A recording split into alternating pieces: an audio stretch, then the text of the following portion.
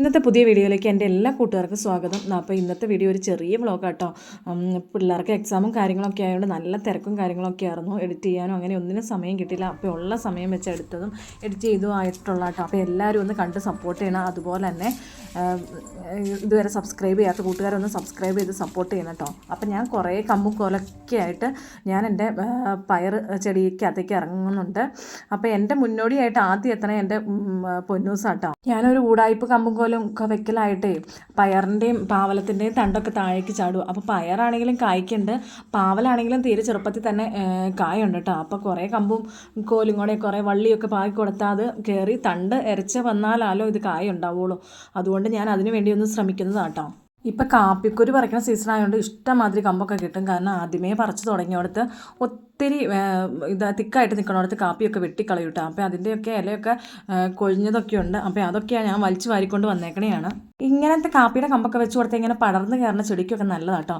പെട്ടെന്ന് പിടിച്ച് കയറാൻ കമ്പെ പിടിച്ച് കയറാനൊക്കെ എളുപ്പമുണ്ട്. പക്ഷെ നമുക്ക് പിന്നെ ആ പ്രദേശത്തോടെ ഒന്നും പോകാൻ പറ്റില്ല. നമ്മുടെ തലമുടിയിലും എല്ലാം തലയിലും എല്ലാം കൊളത്തി പിടിച്ചിരിക്കും കേട്ടോ.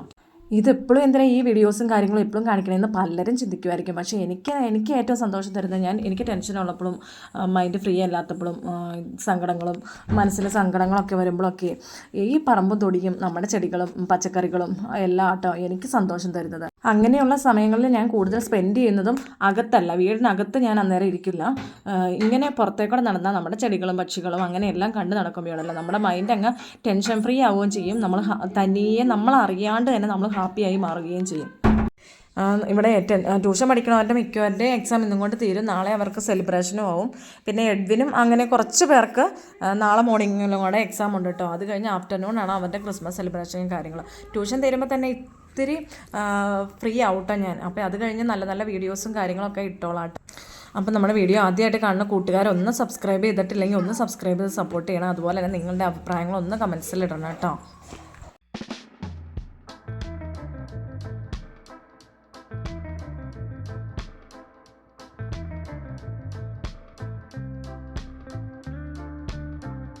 അപ്പം ഞാൻ നമ്മുടെ പയറിനൊക്കെ കൊമ്പ് കുത്തിക്കുന്ന സമയത്ത് നമ്മുടെ പൊന്നൂസിൻ്റെ പരിപാടി നോക്കി ഒരു കുട എടുത്തുകൊണ്ട് വന്നു. വെയിൽ കൊള്ളല്ലെന്ന് ഞാൻ പറഞ്ഞിട്ടുണ്ട്. അപ്പോൾ വെയിൽ കൊള്ളാണ്ട് കുട എടുത്തുകൊണ്ട് വന്ന് ചൂടണയാണ് കാണുന്നത് കണ്ടോ. അപ്പം ഇനി ഒരു അടിപൊളി വീഡിയോ ആയിട്ട് നാളെ കാണാം. എല്ലാവർക്കും ബായ്. ഉണ്ടോ എന്നും ഈ സമയത്ത് നന്നായിട്ട് പഠിക്കണ കൊച്ചത് ഇന്ന് കാണിക്കണം നോക്കി. എഡ്വിനെ എന്നും ബാലിനെ തീ പിടിച്ചോടണ പോലെ ഓടണയാൾ ഇന്ന് എന്നെ ഇങ്ങനെ എൻജോയ് ചെയ്തിരിക്കണതാ. ഇന്ന് പഠിക്കാനൊന്നും ഇല്ലേ? എക്സാം തീർന്നില്ലല്ലോ. ഇന്നത്തേക്ക് പഠിക്കാൻ ഒരു വിഷയമുള്ളൂ അല്ലേ? അതുകൊണ്ട് അപ്പോൾ ഫുള്ള് പകുതി മുക്കാൽ ഭാഗം ഒന്ന് ഫ്രീ ആയില്ലേ? ബാക്കി ഭാഗം കൂടെ ഫ്രീ ആവാൻ നാളെയും കൂടെ അല്ലേ? നാളെ എന്നാ നിങ്ങളുടെ സ്കൂളിൽ പരിപാടി ഉള്ളത്? മോർണിംഗിൽ എക്സാം ഉണ്ട്, ആഫ്റ്റർനൂൺ ക്രിസ്മസ് സെലിബ്രേഷൻ.